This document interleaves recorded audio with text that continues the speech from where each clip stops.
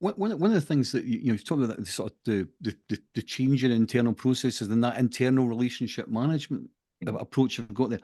How have you streamlined the internal processes and systems to facilitate this smoother collaboration between academia and industry? And how has it contributed to the strength and value of the partnerships?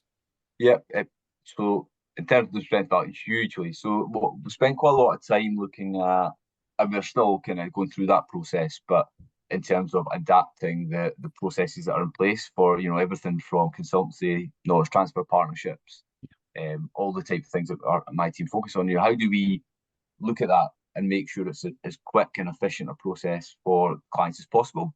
And also going through that process, it's allowing us to have much more meaningful conversations with businesses, because we can then say, this is actually the full process to do these things.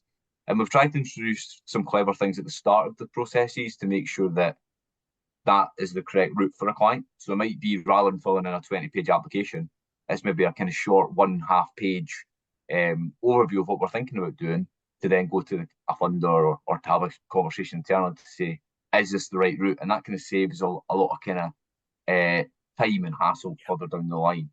In terms of that kind of tracking and progress, and obviously implementing a CRM is extremely important to track pipeline, know who the account managers are. So obviously tracking who's working with which clients, who we meet, when we meet them, and what we're talking about.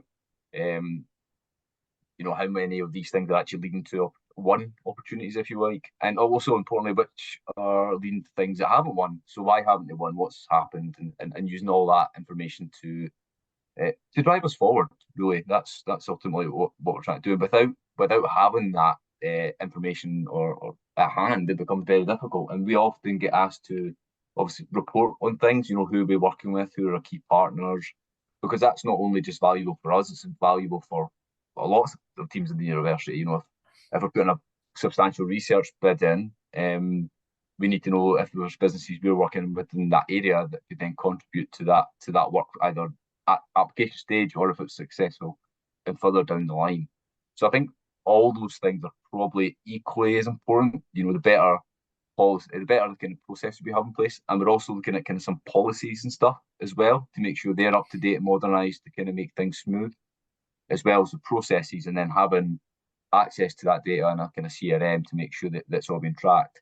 And I always, pipeline parts of the CRMs are always great, because for me as a heading up the business development team, it's important to see what's going on, to see how things are moving or not moving, and then that kind of helps trigger certain things. But also for the team to be able to review and see, where am I, or I need to follow up with that person, or that thing's not moved. So it's all kind of really important to the kind of flow of things and going back and forward. And there's nothing worse than not following up with a client after a couple of months. It needs to be quite quick and efficient. And I think although we are a university, I think we still want that real professional approach, and I think that's kind of changing and across all of the sector, and it's really, really positive.